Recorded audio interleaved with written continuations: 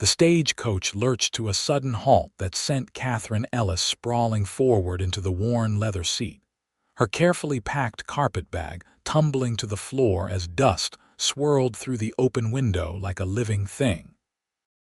She pressed one gloved hand against her racing heart and peered outside at what should have been the Silver Creek Ranch, the place where her future husband supposedly waited. But instead, she saw a weathered wooden sign that read Oakmont Ranch swinging lazily in the hot Wyoming wind. "This is your stop, miss," the driver called down, already tossing her trunk to the ground with a heavy thud that made her wince. "Wait, please," Katherine said, gathering her skirts and climbing down with as much dignity as she could muster in the August heat of 1883. "I believe there has been a mistake. I am supposed to go to Silver Creek Ranch, not Oakmont Ranch." The driver wiped sweat from his weathered brow and squinted at a crumpled piece of paper. "Says here Oakmont Ranch, Riverton, Wyoming. That is where we are, miss, and I have got a schedule to keep." "Your trunk is right there." He pointed to where her belongings sat in the dirt before climbing back onto his perch. "But I do not understand," Katherine protested, her voice rising with panic as she looked around at the unfamiliar landscape. Rolling hills stretched endlessly in every direction, dotted with cattle and the occasional stand of cottonwood trees near what must have been a creek. The ranch house itself was a sturdy two-story structure with a wide porch, but it was not the place she had been expecting. "Please, can you not take me to the correct ranch? This is the address I was given, miss. Good day to you." With a snap of the reins, the stagecoach rolled away, leaving Katherine standing alone in a cloud of dust with her trunk at her feet and her heart sinking into her practical button-up boots. For a long moment, she simply stood there, trying to make sense of what had happened. 3 months ago, she had been working as a seamstress in Boston, struggling to make ends meet after her father's death left her with nothing but debts. The advertisement for a mail-order bride had seemed like Providence itself, a chance to start fresh in the West with a rancher named Robert, who wrote kind letters about his life in Wyoming. They had corresponded for weeks, and though she had never seen his photograph, his words had painted a picture of a decent man looking for companionship on his ranch. But this was not Silver Creek Ranch, and she had no idea where she actually was or how to fix this terrible mistake. The sound of boots on the porch steps made her look up sharply. A man stood there, tall and broad-shouldered with dark hair that curled slightly at the collar of his work shirt. He wore dusty denim pants and scuffed leather boots, and his face held an expression of pure confusion as he stared at her. Even from this distance, Katherine could see that he was handsome in a rugged way, with strong features and eyes that seemed to catch the sunlight. "Can I help you, miss?" He called out, his voice carrying easily across the yard. "Are you lost?" Katherine smoothed her traveling dress, suddenly very aware of how disheveled she must look after 2 days on a stagecoach. "I am afraid there has been a terrible mistake," she said, trying to keep her voice steady despite the trembling in her hands. "My name is Katherine Ellis, and I was supposed to be delivered to Silver Creek Ranch, but the driver insisted this was my destination." The man walked closer, his stride confident and easy, like someone completely comfortable in his own skin. As he approached, Katherine could see that he was probably in his late 20s, with sun-bronzed skin and laugh lines around his eyes that suggested he smiled often. Right now, however, he looked thoroughly bewildered. "Silver Creek Ranch," he repeated, stopping a respectful distance away. "That is about 15 miles north of here. I am Reed Owens, and this is my ranch, Oakmont Ranch." "I did not send for any mail-order bride, miss, though I surely would remember if I had." The heat seemed to intensify as Katherine felt her cheeks burn with embarrassment. There must have been some confusion with the paperwork. I have been corresponding with a Mr. Robert Silver at Silver Creek Ranch for the past 3 months. We had an arrangement. Reed rubbed the back of his neck, looking equally uncomfortable. That sounds like Robert, all right. He mentioned something about finding a wife through correspondence last time I saw him in town, but that was weeks ago.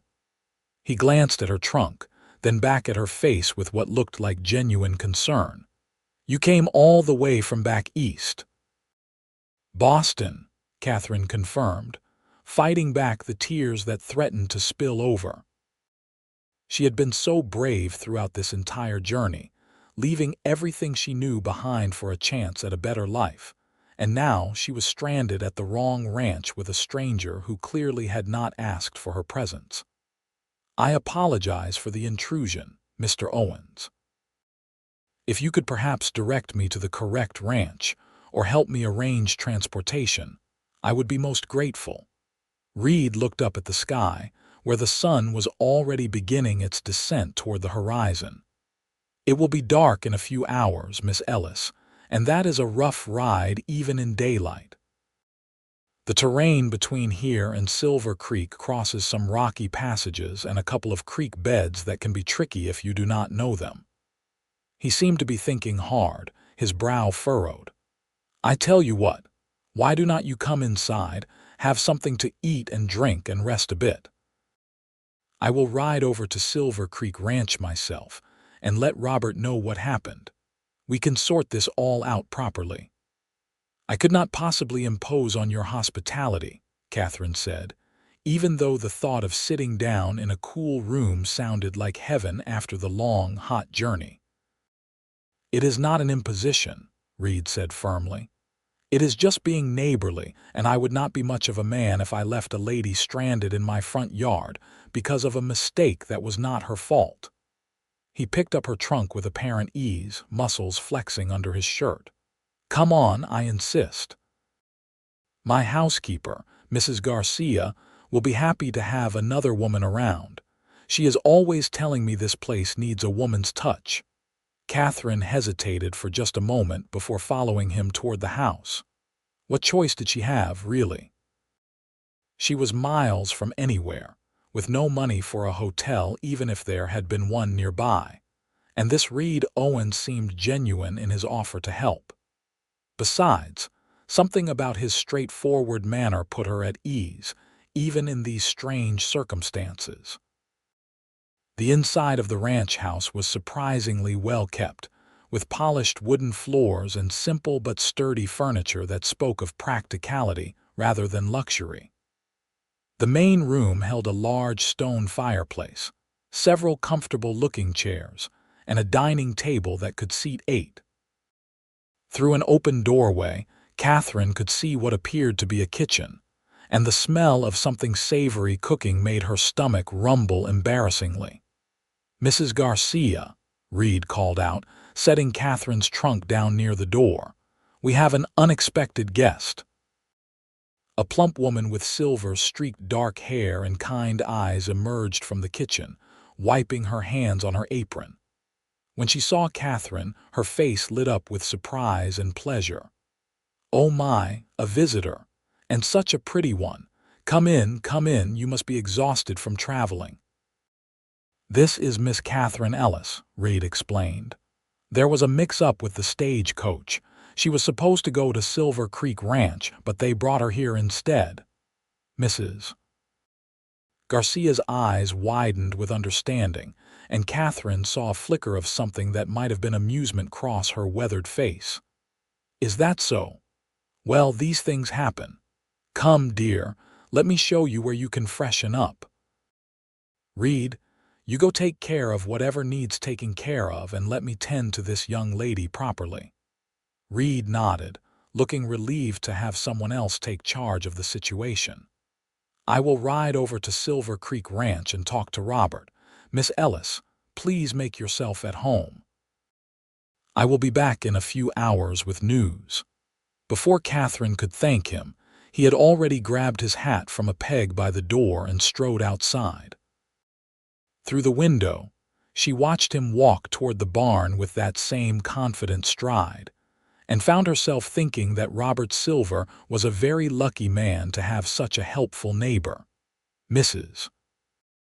Garcia led her upstairs to a small but tidy guest room with a bed covered in a colorful quilt and a washstand in the corner. A window overlooked the ranch yard, where Katherine could see several cowboys working with horses in a distant corral. "You rest a bit, dear," Mrs. Garcia said kindly.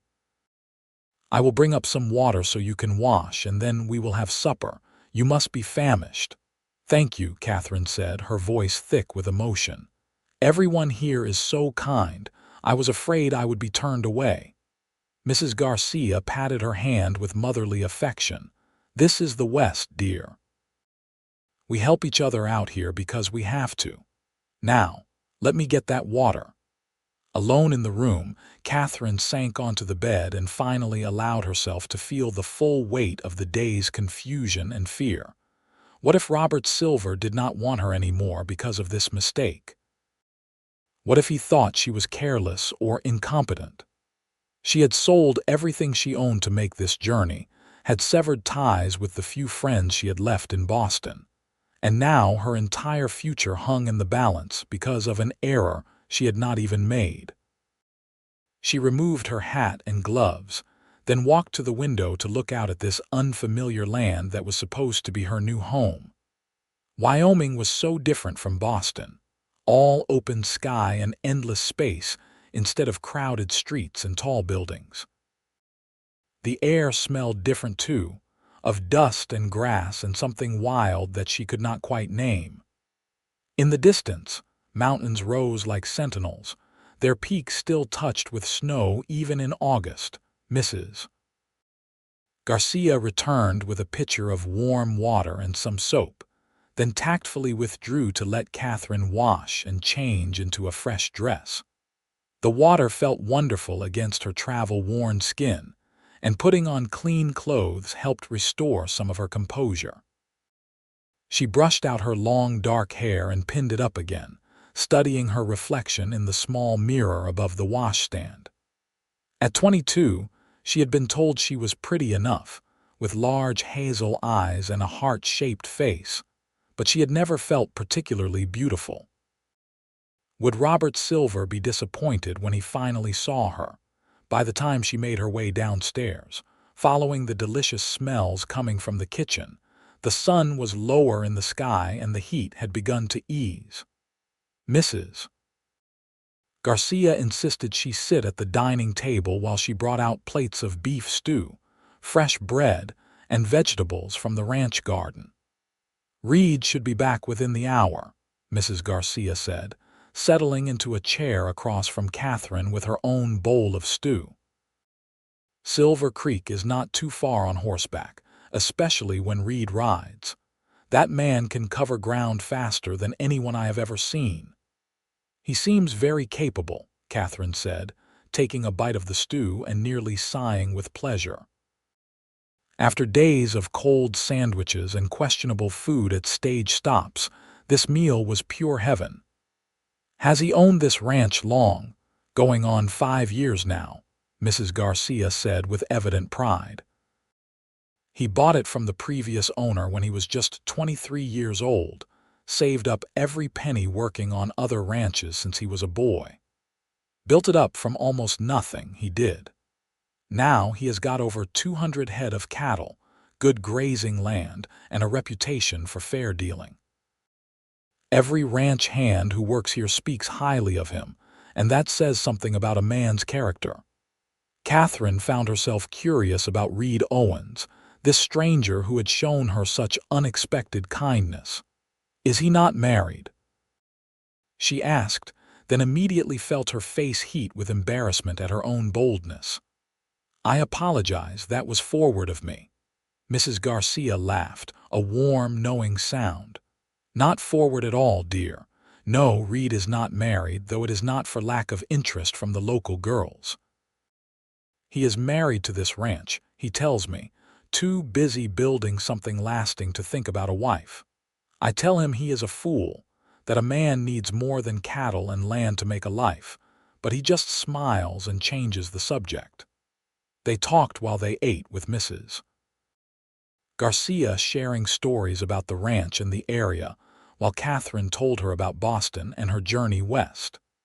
The older woman was easy to talk to, and Katherine felt some of her anxiety easing as the conversation flowed. She was just helping to clear the dishes when they heard the sound of horses outside. Katherine's heart jumped into her throat. This would be Reed returning with Robert Silver, the man who was supposed to be her future husband. She smoothed her dress nervously and followed Mrs. Garcia to the front door, trying to prepare herself for finally meeting the man whose letters had convinced her to travel halfway across the country. But when the door opened, only Reed stood on the porch, and the expression on his face made Katherine's stomach drop. "I am sorry, Miss Ellis," he said without preamble, though his voice was gentle. "I rode to Silver Creek Ranch, and I have got some news that is not going to be easy to hear." Katherine gripped the doorframe, steadying herself. "Please just tell me." Reed removed his hat and ran a hand through his dark hair, clearly uncomfortable. "Robert Silver got married 2 weeks ago, to a woman named Martha who came out from Kansas.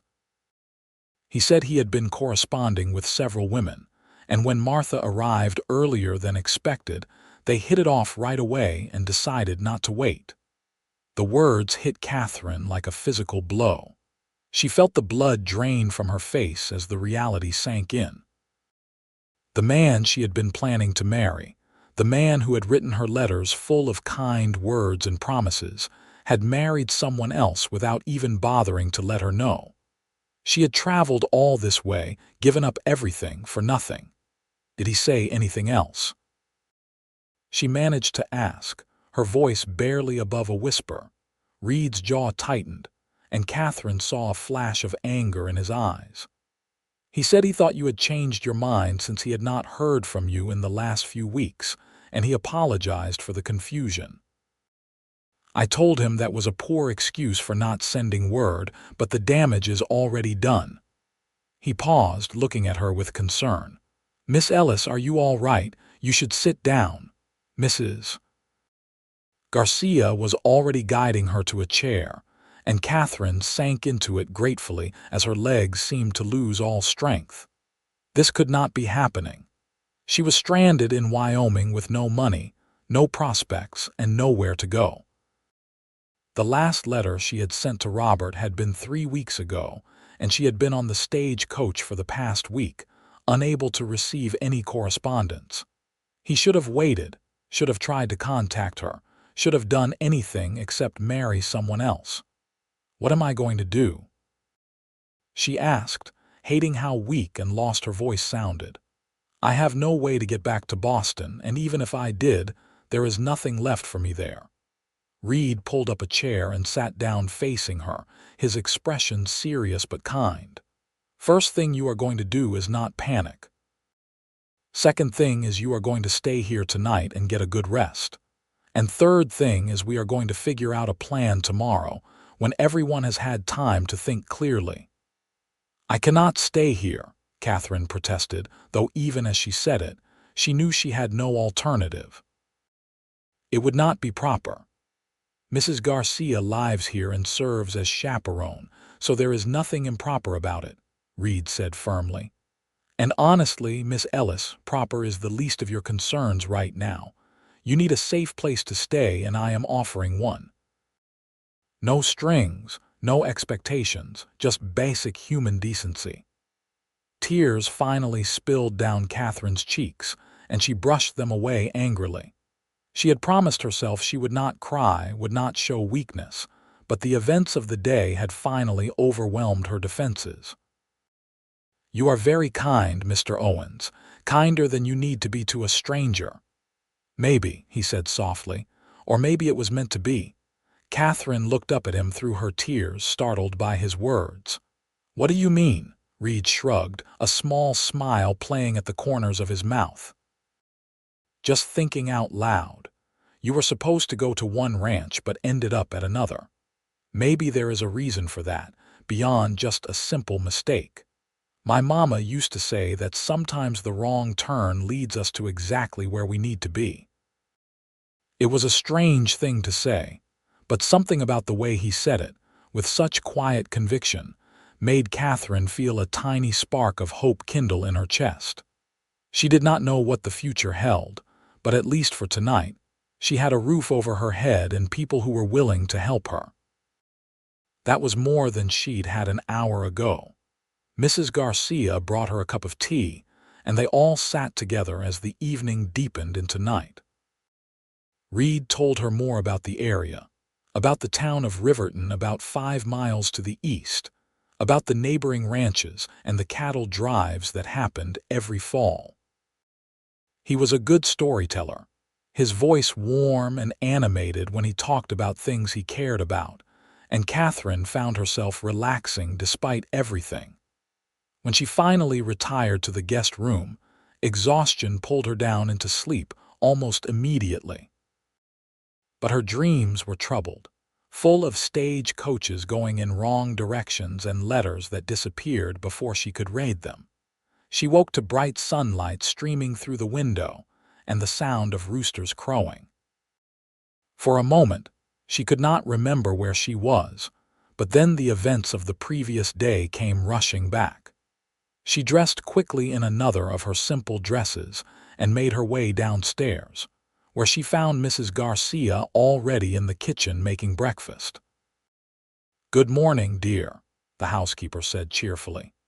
"Reed has been up since dawn working with the cattle, but he said to tell you he would be back mid-morning to talk about your situation. Sit down and have some food." Katherine ate the scrambled eggs and biscuits Mrs. Garcia put in front of her, but she barely tasted them. Her mind was racing with possibilities, each one less appealing than the last. She could try to find work in Riverton, perhaps as a seamstress again, but that would barely earn her enough to survive. She could attempt to contact distant relatives back east, though she had burned most of those bridges when she'd left. Or she could try to find another rancher looking for a wife, though the thought of going through that process again made her feel sick. Reed came in about an hour later, his shirt dusty from work and his face serious. He washed up at the kitchen sink, then joined her at the table with a cup of coffee. "I have been thinking about your predicament," he said without preamble, "and I might have a solution if you are willing to hear it." "I am willing to hear anything at this point," Katherine said honestly. Reed took a sip of his coffee as if gathering his thoughts.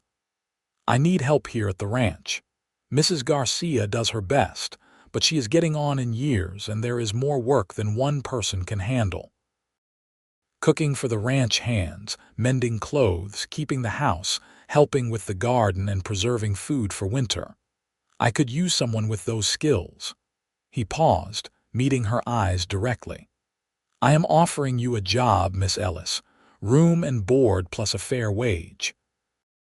It would give you time to figure out what you want to do next, and it would help me out considerably." Katherine stared at him, trying to process this unexpected offer. "You want to hire me as a housekeeper?" "More than that, really," Reed said. "More like a partner in running the household side of the ranch while I handle the livestock and land. It is hard work. I will not lie to you, but you would have a safe place to live and money of your own. And if you decide later that you want to move on, to try something else, you would have the means to do so." It was far more than Katherine had dared to hope for. She could stay in Wyoming, could give herself time to adapt to this new place without the pressure of immediately finding a husband or desperately searching for any work she could find. And there was something about Reed Owens that made her trust him, despite having just met him. He was straightforward and honest, and he treated her with respect rather than pity. "Why would you do this for a stranger?" she asked, needing to understand his motives. Reed was quiet for a moment, turning his coffee cup in his hands. "Because I know what it is like to be in a tough spot with no good options," he said finally. "When I was 18, My family's farm in Missouri failed. My father died, and my mother and sisters had to go live with relatives who did not really want them. I came west with nothing but the clothes on my back and a determination to make something of myself. People helped me along the way, gave me chances when they did not have to. This is me passing that forward. The simple honesty in his words touched something deep in Katherine's heart. She thought about how different this man was from Robert Silver, who had abandoned her without a second thought. Reed Owens barely knew her, yet he was offering her dignity and a chance to rebuild her life. "I accept your offer," she said, extending her hand across the table. "And I promise you will not regret it, Mr. Owens." He shook her hand, his grip firm and warm. "I think you should call me Reed if we are going to be working together, and I will call you Katherine if that is all right with you." "It is very all right," Katherine said, and for the first time since she had stepped off that stagecoach, she felt a genuine smile cross her face. The next few days passed in a blur of activity as Katherine learned the rhythms of ranch life. Mrs. Garcia showed her where everything was kept and introduced her to the ranch hands who came in for meals.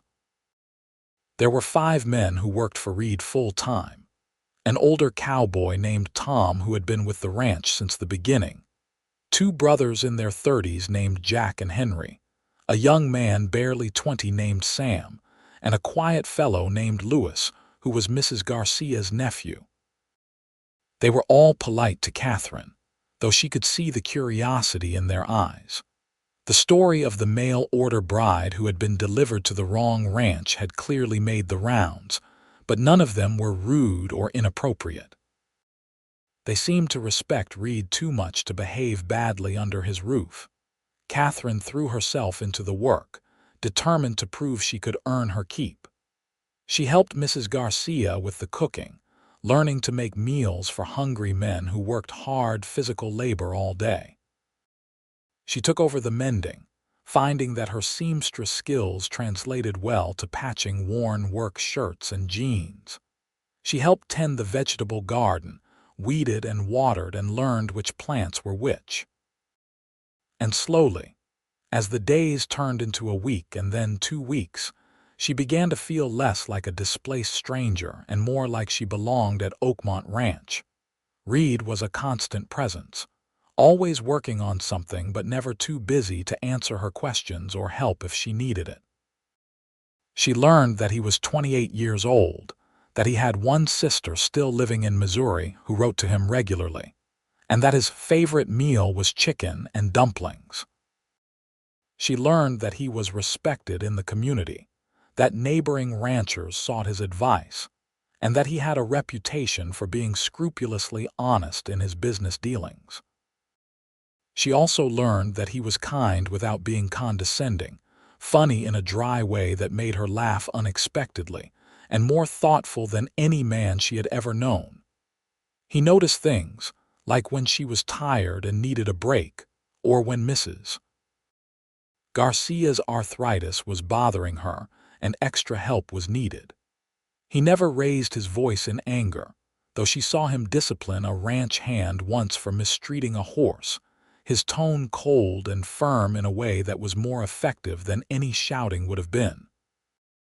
And Katherine found herself noticing things about him too. The way his eyes crinkled when he smiled, the strength in his hands when he lifted heavy things that she struggled with, the sound of his laughter when the ranch hands told jokes over dinner, the way he always held doors open for her and Mrs. Garcia, small gestures of respect that meant more than he probably realized. One evening, about 3 weeks after her arrival, Katherine was sitting on the front porch shelling peas for the next day's meal when Reed came and sat beside her. The sun was setting, painting the sky in shades of orange and pink, and the air had finally cooled from the heat of the day. "You have settled in well," Reed said, picking up a handful of pea pods and starting to shell them without being asked. "Mrs. Garcia says you are a natural at ranch life." Mrs. Garcia is very generous with her praise, Katherine said, but she felt a warm glow at the compliment. I am trying my best. It shows, Reed said. He was quiet for a moment, focused on the peas before he spoke again. Can I ask you something personal? Of course, Katherine said, curious. Do you regret coming west? Reed asked, his voice soft. Even though things did not work out the way you planned, Katherine thought about the question carefully. 3 weeks ago, she would have said yes without hesitation. But now, sitting on this porch with the vast Wyoming sky above her and the satisfying work of the day behind her, she was not so sure. I do not think I do, she said slowly. I was not happy in Boston. I was lonely and poor and working myself to exhaustion just to survive. At least here, I feel like I am building towards something. Does that make sense? It makes perfect sense, Reed said, and when she looked at him, she saw understanding in his eyes. That is exactly why I came west too. Back in Missouri, I was just another poor farm boy with no prospects. Here, I am my own man, building my own future. You have built something impressive, Katherine said sincerely, gesturing at the ranch spread out before them. You should be proud.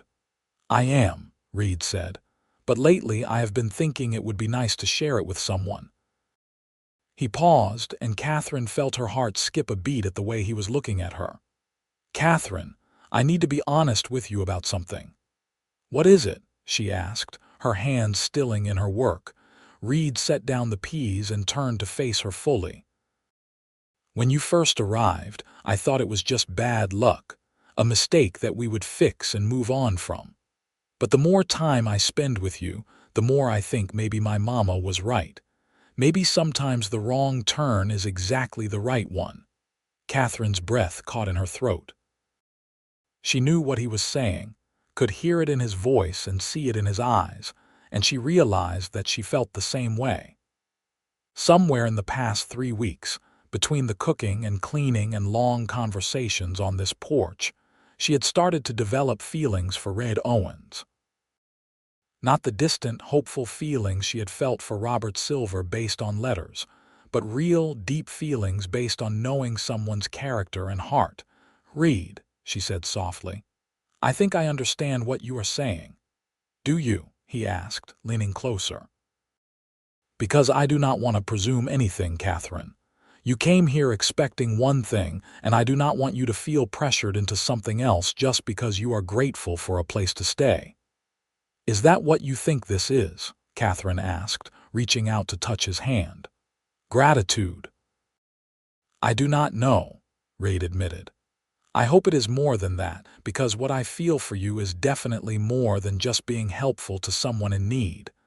Katherine's heart was pounding so hard she was sure he must be able to hear it. What do you feel? Reed took her hand in both of his calloused fingers gentle against her skin. I think I am falling in love with you, he said simply. I think I started falling the moment I saw you standing in my yard looking lost and scared but still holding your head high. And every day since then, I have fallen a little more. The way you laugh at my bad jokes, the way you are patient with Mrs. Garcia's stories even though she tells the same ones over and over, the way you are not afraid of hard work, the way you look at sunset like it is the most beautiful thing you have ever seen. He paused, his eyes searching hers. But I do not want you to feel like you owe me anything, Katherine. If you do not feel the same way, we can just keep going as we have been, and I will never mention this again. Katherine felt tears pricking her eyes, but these were not tears of sadness or fear. These were tears of joy and relief, and the overwhelming realization that she had found something she had not even known she was looking for. I feel the same way, she whispered. I think I have been falling in love with you too, Reed Owens, and it terrifies me because I barely know you, but at the same time, I feel like I know you better than I ever knew anyone in Boston. Reed's face broke into a smile so bright it could have rivaled the sunset. Yeah, Katherine confirmed, laughing through her tears. And then he was leaning in and she was meeting him halfway, and their lips touched in a kiss that was sweet and gentle and full of promise. Katherine felt like her entire world had shifted on its axis, like everything that had come before had been leading her to this exact moment on this porch with this man. When they finally pulled apart, both slightly breathless, Reed rested his forehead against hers. "I know this is fast," he murmured, "and I know you have been through a lot, so I am not asking you to make any decisions right now. I just wanted you to know how I feel." "What kind of decisions?" Katherine asked, though she thought she knew. "The kind about the future," Reed said. "About whether you might want to stay here permanently, about whether you might want to be more than just the person who helps run my household." He pulled back enough to look into her eyes. "I am talking about marriage, Katherine, not right away but eventually, when you are ready." "If you are ever ready." Marriage.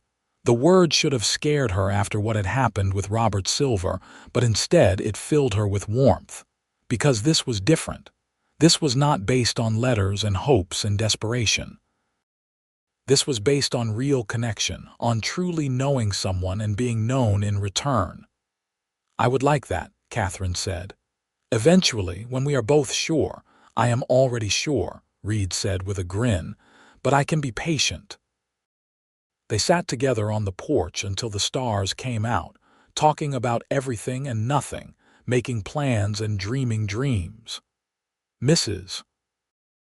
Garcia poked her head out at one point, saw them sitting close together with their hands intertwined, and smiled knowingly before retreating back inside without saying a word. The next few months passed in a golden haze of happiness. Katherine continued to work on the ranch. But now, everything felt different because she was working alongside the man she loved. They spent every spare moment together, riding out to check on cattle, walking by the creek that ran through the property, sitting on the porch watching the sun set over the mountains. Reed courted her properly, bringing her wildflowers he picked on his rides, taking her into Riverton on Saturday afternoons to shop and visit the ice cream parlor, telling her stories about his life and listening intently to hers. He introduced her to his friends and neighbors, and Katherine was welcomed into the community as Reed's intended rather than as the mail-order bride who had been delivered to the wrong ranch. She wrote a letter to her old landlady in Boston, explaining what had happened and how things had turned out. The reply she received weeks later was warm and congratulatory, with news that her few remaining possessions had been sold to cover the last of her father's debts. Katherine felt nothing but relief. That chapter of her life was closed, and this new one was so much better than anything she could have imagined. As autumn arrived and the leaves on the cottonwood trees turned gold, Reed took Katherine on a ride up into the hills above the ranch. They stopped at a high point that overlooked the entire valley, with the ranch buildings tiny in the distance and the wind carrying the scent of sage and pine. "This is my favorite spot," Reed said, helping her down from her horse. "I come up here when I need to think or when I just want to remember how lucky I am." "It is beautiful," Katherine breathed, turning in a slow circle to take it all in. The mountains rose majestically to the west, and the valley stretched out endlessly to the east. The sky was so big and blue it seemed impossible, and the air was crisp and clean. "Katherine," Reed said, and when she turned back to him, he was down on one knee with a small box in his hand. Her heart leaped into her throat as she realized what was happening. "I know we said we would wait," Reed began, his voice steady despite the emotion in his eyes. "But I have been thinking, and I do not want to wait anymore. I love you, Katherine Ellis. I love your strength and your kindness and the way you make everything better just by being there. I love how you have made my house into a home and how you fit into my life like you were always meant to be there." He opened the box to reveal a simple gold ring with a small but beautiful diamond. "Will you marry me?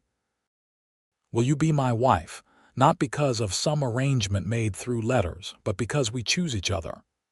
Katherine could barely see him through the tears streaming down her face, but she did not need to see to know her answer. "Yes," she said, her voice breaking with joy. "Yes, Reed, I will marry you. I choose you. I will always choose you." He stood and slipped the ring onto her finger, and then they were kissing and laughing and holding each other as the wind whipped around them on their mountaintop.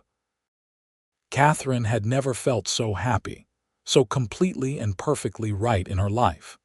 They were married 6 weeks later in the small church in Riverton, with Mrs. Garcia and the ranch hands and half the town in attendance.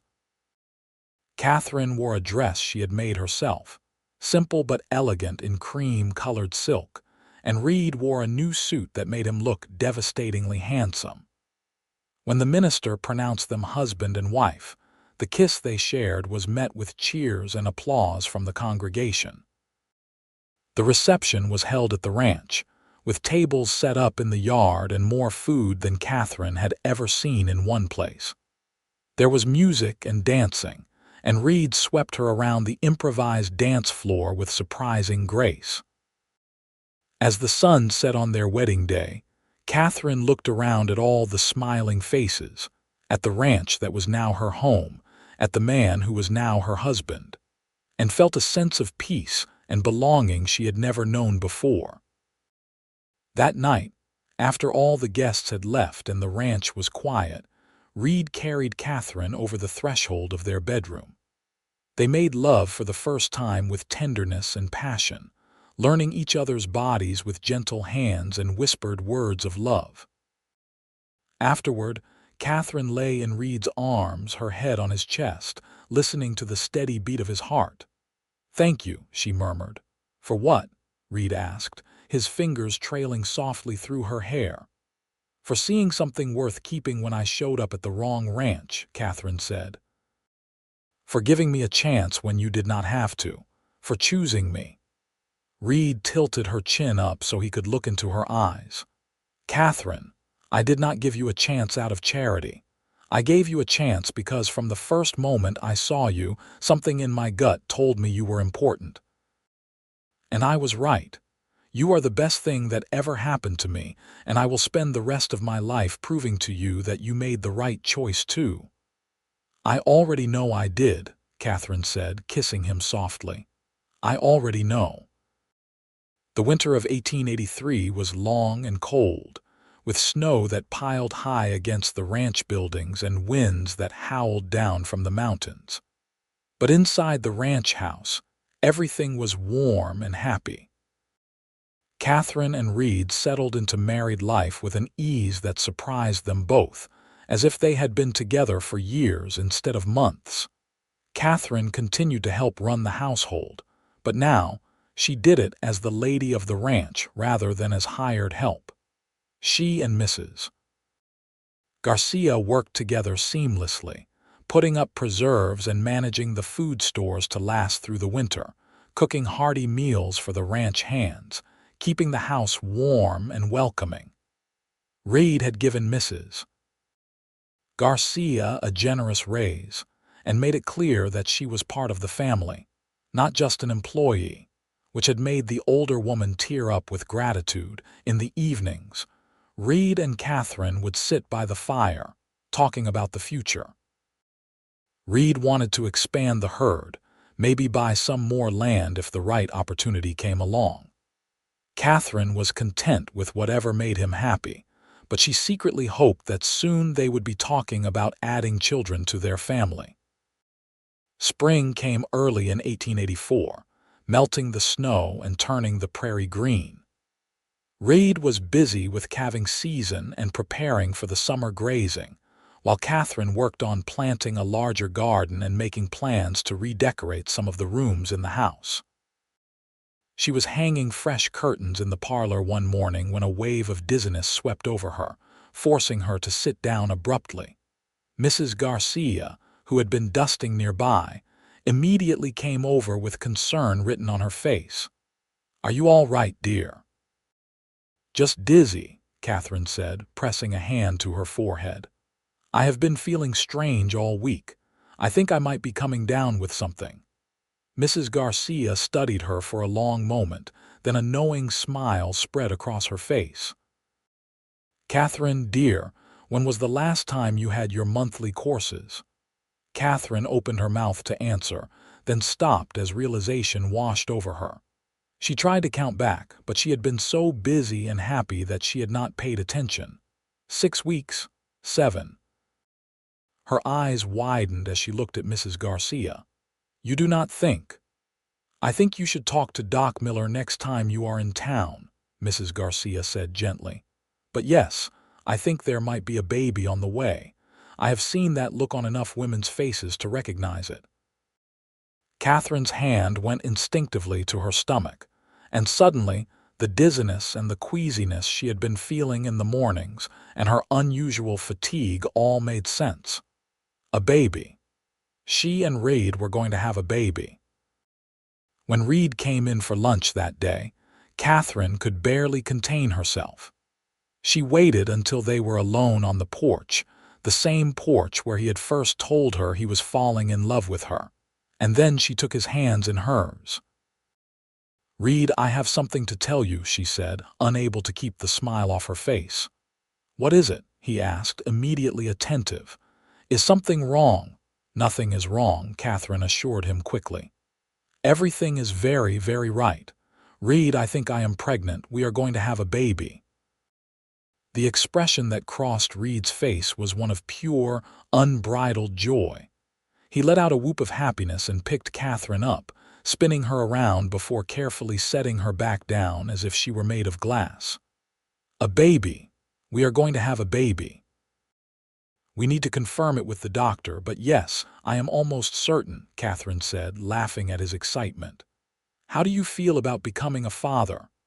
"I feel like the luckiest man in Wyoming," Reed said, cupping her face in his hands and kissing her soundly. "No, in the whole world." "A baby, Katherine. Our baby." They went to see Doc Miller the following week, and he confirmed what Katherine already knew in her heart. She was about 2 months along, which meant the baby would arrive sometime in early November. Reed was beside himself with happiness, telling everyone they met and making Katherine promise to take it easy and not work too hard. The pregnancy progressed smoothly through the spring and summer. Katherine's belly grew round while Reed became increasingly protective, insisting she rest more and refusing to let her lift anything heavy. Mrs. Garcia thought it was hilarious, teasing Reed about being an overbearing husband, but Katherine found his concern endearing. As autumn arrived again, Katherine felt ready for the baby to come.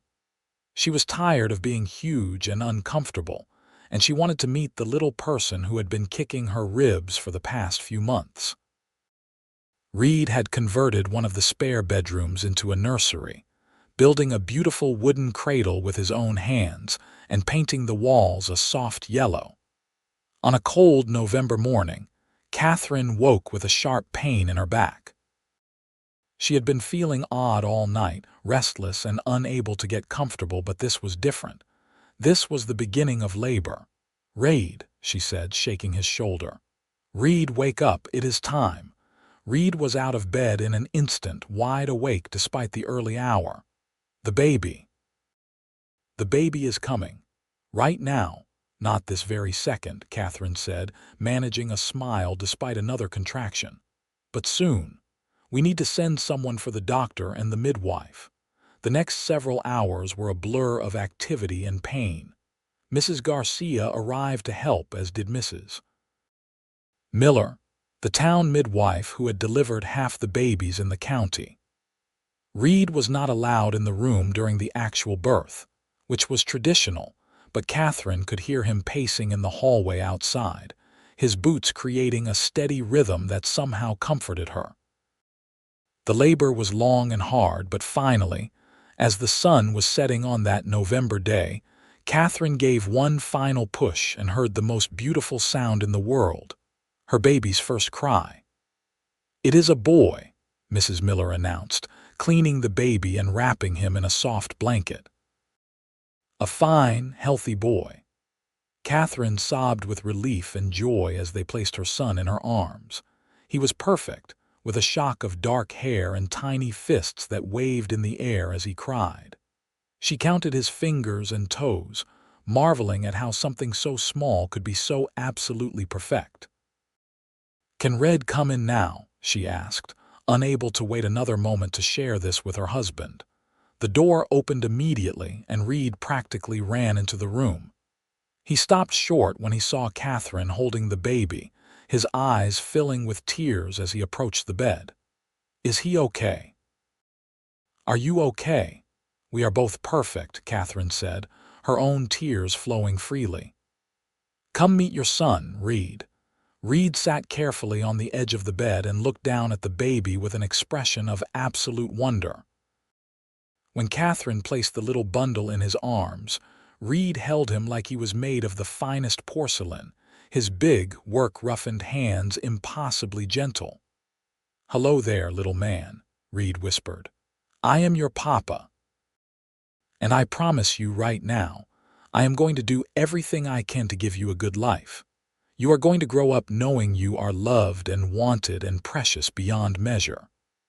Katherine watched her husband with their son and felt her heart overflow with love. This was her family now, this man and this child, and the life they were building together on this ranch in Wyoming.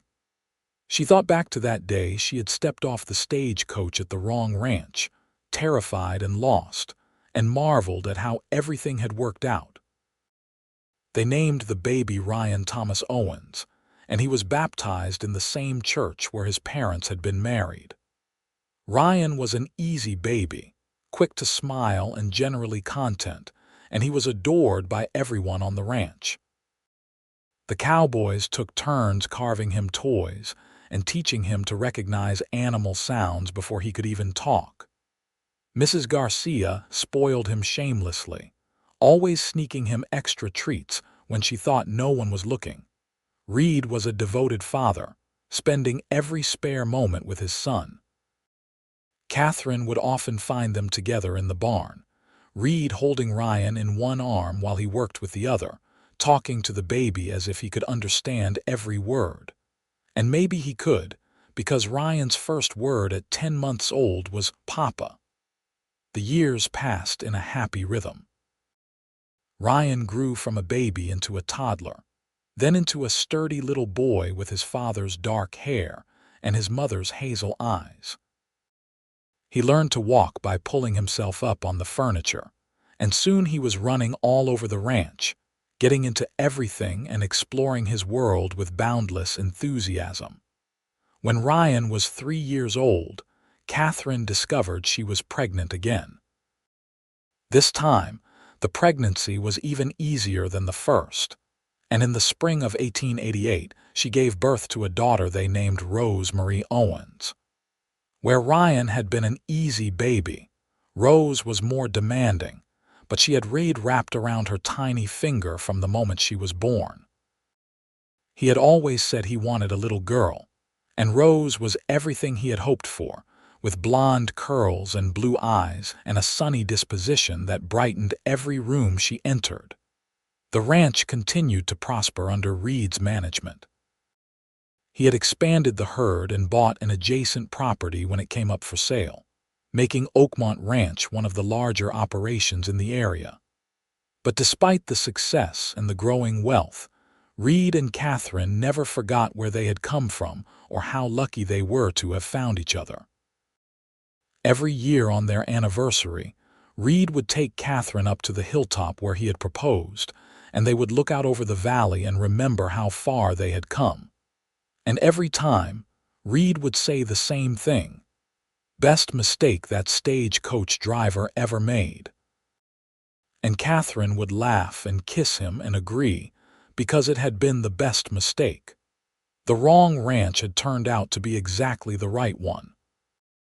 By the time Ryan was 10 and Rose was 7, They were joined by two more siblings. A brother named Robert James, born in 1891, who everyone called RJ, and finally a surprise baby boy in 1894 named Samuel Reed, who they called Sam. The house that had once seemed so spacious was now filled with the sounds of children laughing and playing, and Katherine loved every chaotic moment of it. Reed built an addition onto the house to accommodate their growing family, adding more bedrooms and a larger kitchen where Katherine and Mrs. Garcia taught Rose to cook and bake.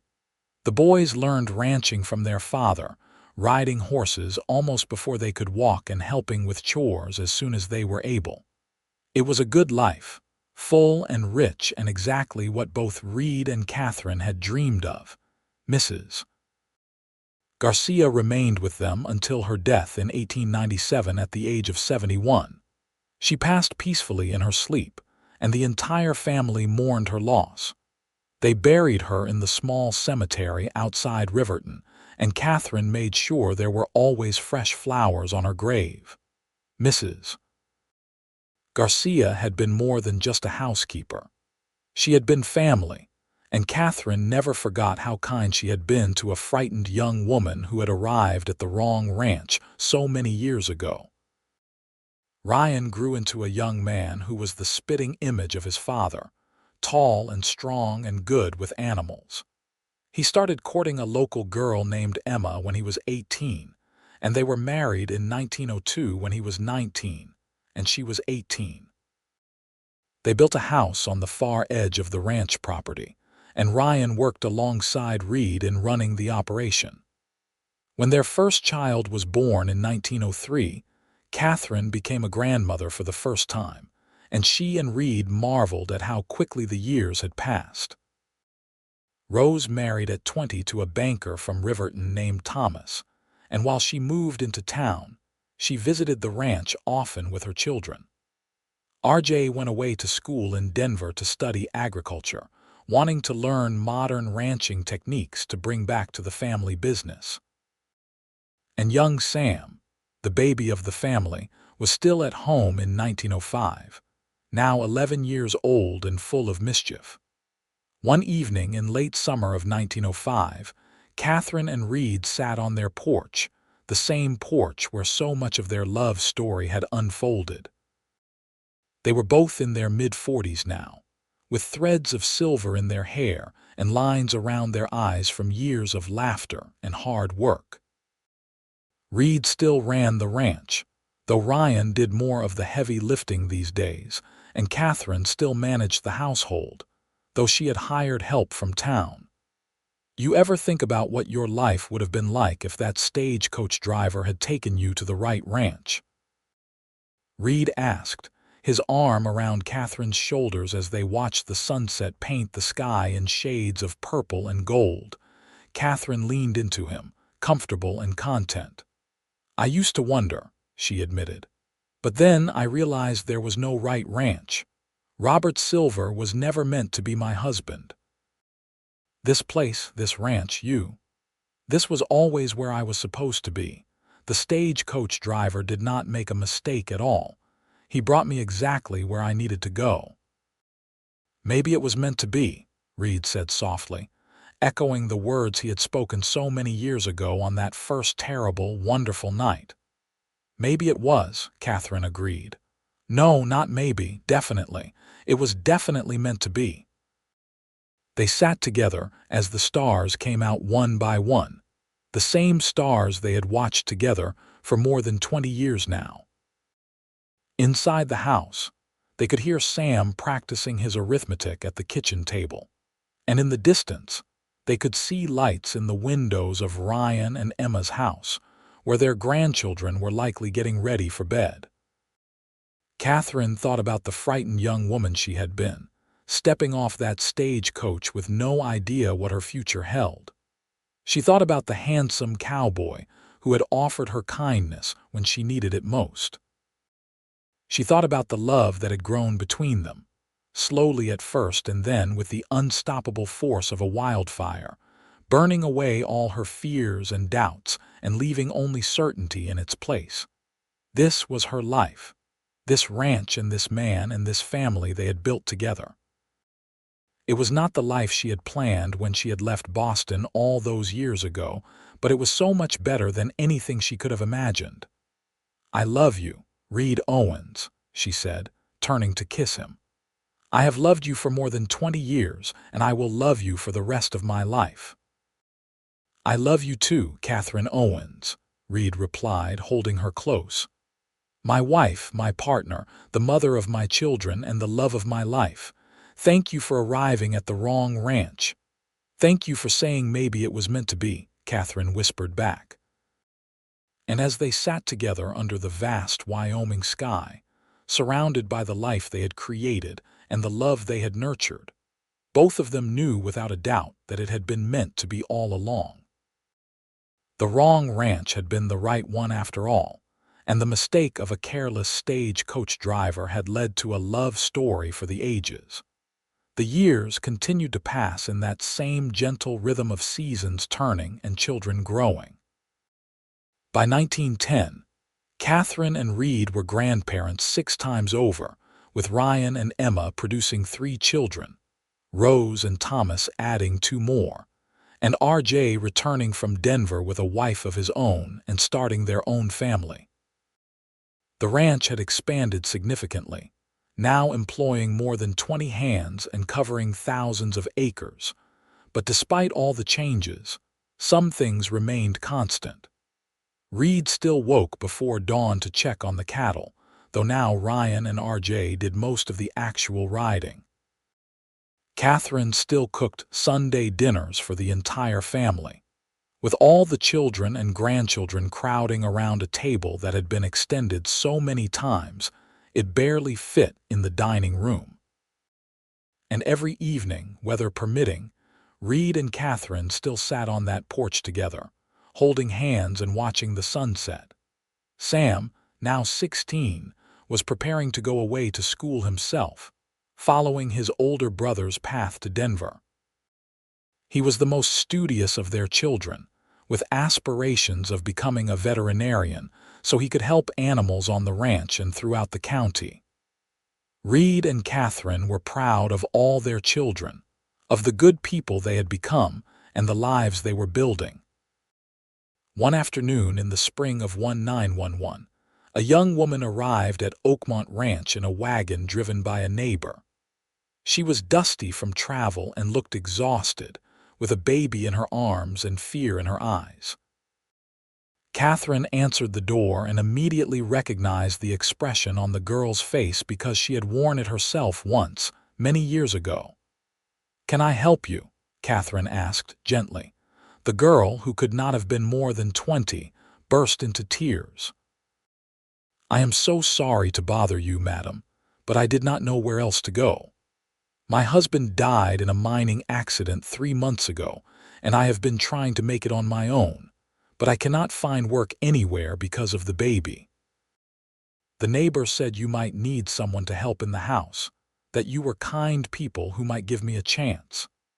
Katherine looked at this girl, who reminded her so much of herself at that age, frightened and alone with nowhere to turn, and she did not hesitate for a second. "Come in," she said warmly.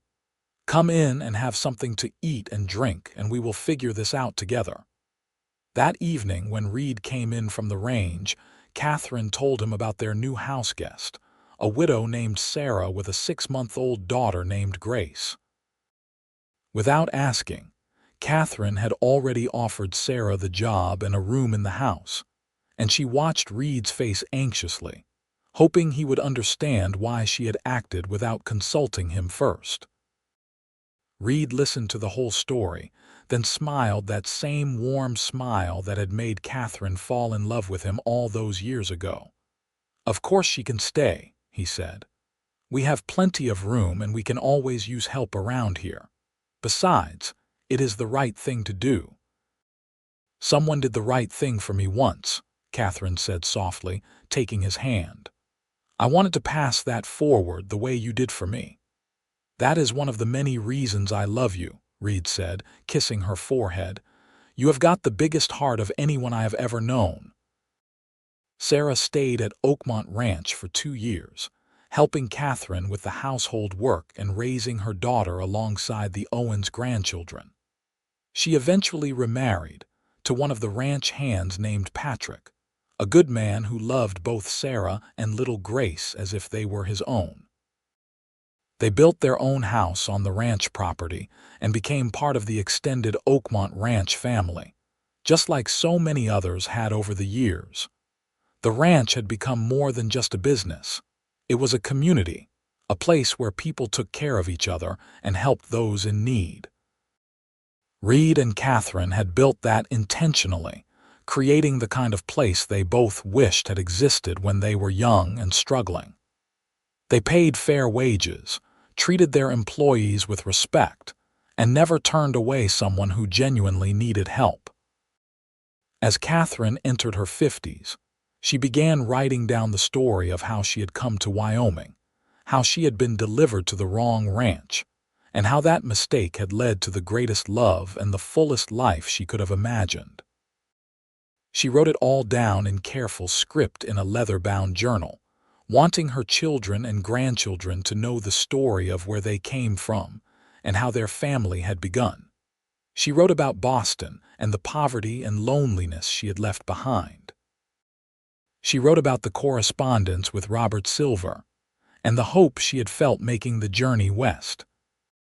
She wrote about the confusion and fear when the stagecoach had stopped at Oakmont Ranch instead of Silver Creek Ranch, and about the handsome cowboy who had offered her kindness and a place to stay. She wrote about falling in love slowly, and then all at once, about the moment on the hilltop when Reed had proposed, about their wedding and the birth of each of their children. She wrote about the challenges they had faced, the droughts and harsh winters and difficult times, but she wrote about them as things they had overcome together, making them stronger as a couple and as a family.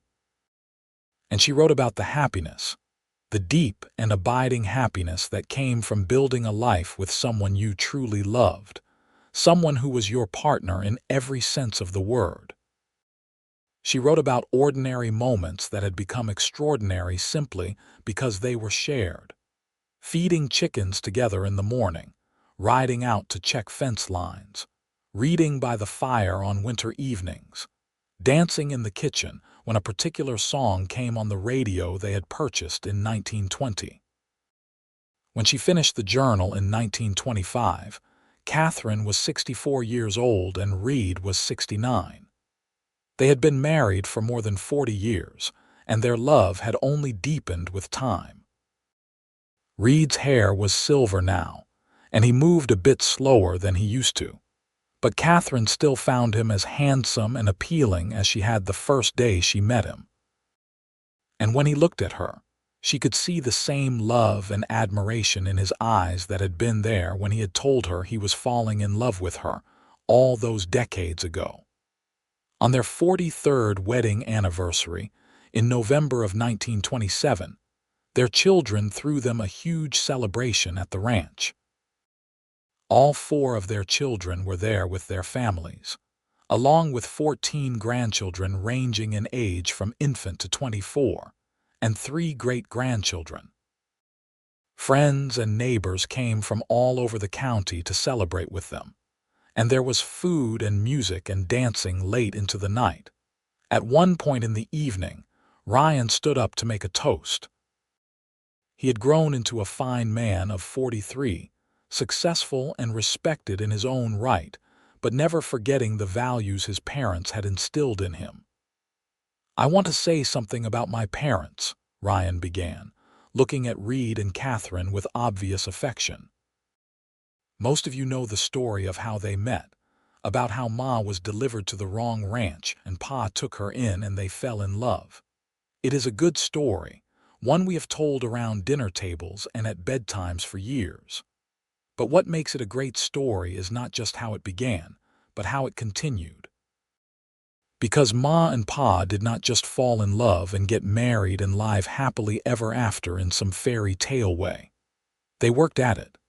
They built their love day by day, through hard times and good times, through challenges and celebrations. They showed all of us what real love looks like, patient and kind and enduring. So here is to Reed and Katherine Owens, the best parents anyone could ask for, and to 43 years of a love story that is still being written. There was not a dry eye in the room as everyone raised their glasses. Katherine was crying openly, and Reed had his arm around her shoulders, his own eyes misty with emotion. They stood together to acknowledge the toast, and then Reed pulled Katherine into his arms and kissed her soundly to the cheers and applause of their family and friends. "I would do it all again," Reed whispered in Katherine's ear, so softly that only she could hear. "Every moment, every year, I would choose you 1,000 times over. And I would get off that stagecoach at the wrong ranch 1,000 times over if it meant I got to spend my life with you," Katherine whispered back. They danced together to an old song they both loved, moving slowly across the floor they had walked across thousands of times before. Katherine rested her head on Reed's chest, listening to the steady beat of his heart, and thought about how incredibly blessed she had been. She had found love when she had not been looking for it, had found home in a place she had never expected to be, and had built a family and a life that exceeded her wildest dreams. As she looked around the room at all the faces of the people she loved, people who existed because she had stepped off that stagecoach at the wrong ranch 44 years ago, Katherine felt nothing but gratitude. Gratitude for the mistake that had not been a mistake at all, for the cowboy who had said maybe it was meant to be, and for the life they had created together from that unlikely beginning. Reed and Katherine continued to live on the ranch, though by the early 1930s, they had turned over most of the day-to-day operations to Ryan and RJ. They were in their 70s now, content to spend their days in each other's company, taking slow walks around the property they had built together, visiting with grandchildren and great-grandchildren, and sitting on that beloved porch watching the sun set over the Wyoming landscape they had called home for so many years.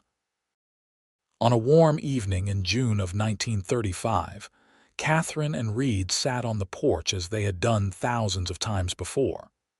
Katherine was 74 now, Reed 79, and both of them were feeling the weight of their years.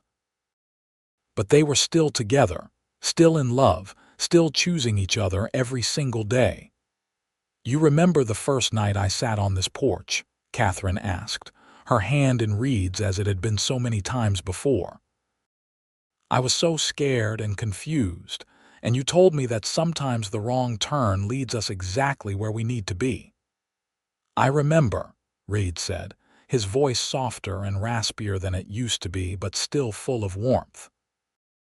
"I thought you were the prettiest thing I had ever seen, even covered in dust from the stagecoach, and I remember thinking that maybe, just maybe, something good had come out of that driver's mistake." "Something very good," Katherine agreed, squeezing his hand. "The best thing." "You are the best thing that ever happened to me, Reed Owens." "And you are the best thing that ever happened to me, Katherine Owens," Reed replied. He turned to look at her, his blue eyes still clear despite his age, still full of the love that had sustained them through more than 50 years of marriage. "I want you to know something in case I do not get another chance to say it. You made my life complete. Before you, I had the ranch and I had success, but I did not have joy. You brought joy into my life and love and purpose beyond just working and building. You gave me our children, our family, and all these years of happiness. I could not have asked for more." Katherine felt tears streaming down her weathered cheeks. "Reed, why are you talking like this?" "Because we are old, my love, and we both know that our time together is growing shorter," Reed said gently. "And I wanted to make sure you knew, absolutely knew, how much you have meant to me. How much you still mean to me. How grateful I am that you got off that stagecoach at my ranch instead of at Robert Silver's ranch all those years ago." "I am grateful too," Katherine said through her tears. "Every single day I am grateful. And I want you to know that I would not change a single thing about our life together. Not one moment, not one decision, not one challenge. It was all perfect because it was ours." They sat together as the sun went down, painting the sky in those familiar shades of orange and pink and purple. The ranch spread out before them, still thriving after more than 50 years, still home to their children and grandchildren and great-grandchildren. Everything they had built together, everything they had worked for and dreamed of, was right there before them. Reed passed away peacefully in his sleep 3 months later, in September of 1935, just a week before his 80th birthday. Katherine held his hand as he took his last breath, and though her heart broke with grief, she was grateful that he had not suffered, that he had lived a long and full life, and that they had been together until the very end. The funeral was attended by hundreds of people, testament to the life Reed had lived and the respect he had earned. He was buried in the cemetery outside Riverton, and Katherine made sure there were wildflowers scattered on his grave, the same kind of wildflowers he had picked for her when they were courting all those years ago. Katherine lived for 3 more years without Reed, staying on the ranch surrounded by her family. She was never alone, with children and grandchildren and great-grandchildren constantly visiting, but she missed Reed with an ache that never quite went away. She kept his picture on her bedside table and talked to him every night before she went to sleep, telling him about her day and about the family they had created together. She still sat on the porch in the evenings, though now she sat alone, but she never felt entirely alone because she could feel Reed's presence in every board of that porch, every plank of the house they had shared, every inch of the land they had worked together. On a cool October evening in 1938, Katherine Ellis Owens passed away in her sleep at the age of 77. She was found the next morning sitting in her favorite chair on the porch, a peaceful smile on her face, as if she had simply decided it was time to go be with Red again. Her children found the journal she had written, the one that told the story of how their parents had met and fallen in love. They read it together through tears and laughter, marveling at the love story that had created their family. And they made sure the story was passed down through the generations, so that every child born into the Owens family knew about the mail-order bride who had been delivered to the wrong ranch, and the cowboy who had said maybe it was meant to be. Katherine was buried next to Reed, and their shared headstone reads simply, Reed Owens, 1855–1935, and Katherine Owens, 1861–1938. 2 souls who found each other by accident and loved each other on purpose. The ranch continued to thrive for generations, passed down from Ryan to his children and then to their children.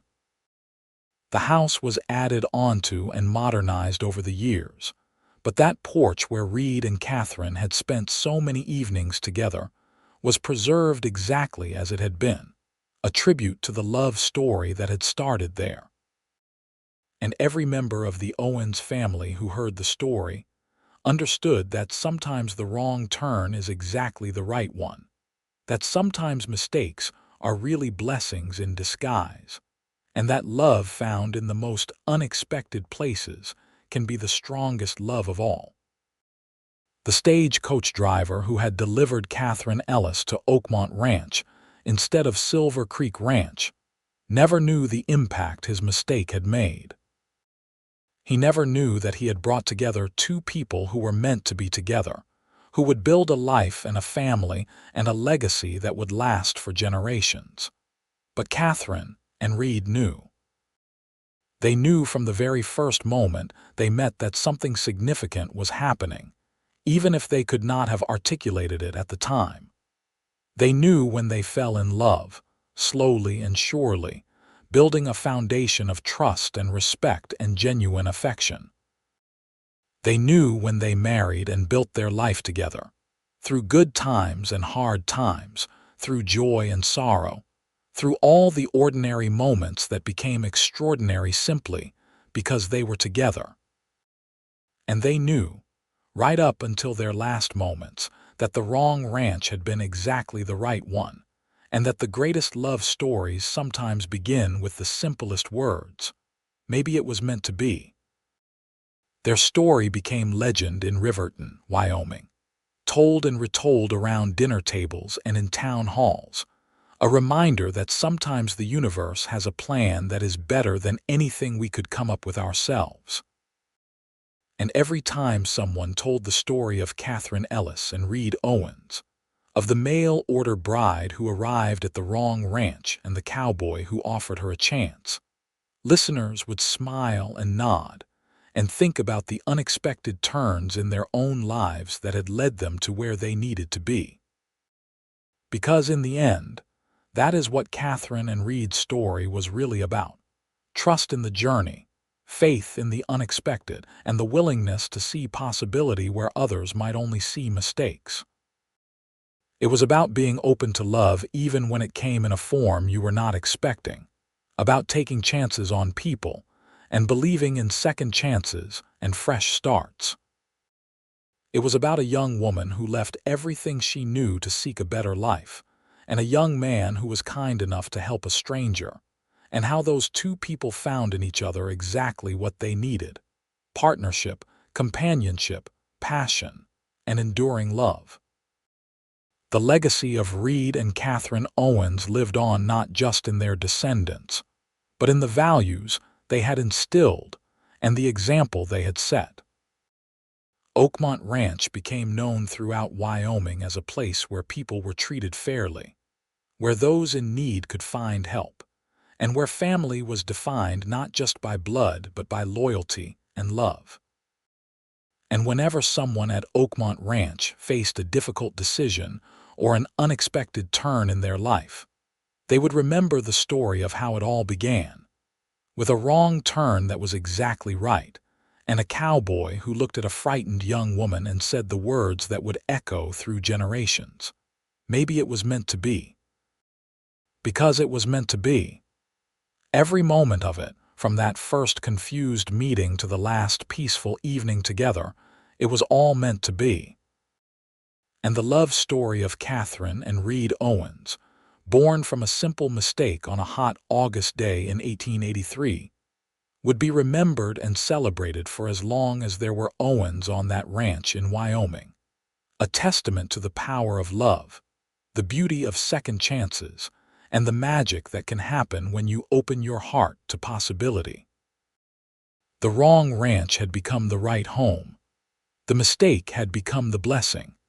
And the mail-order bride who was delivered to the wrong place found exactly the right person, the right life, and the right love that would last not just for a lifetime, but for eternity.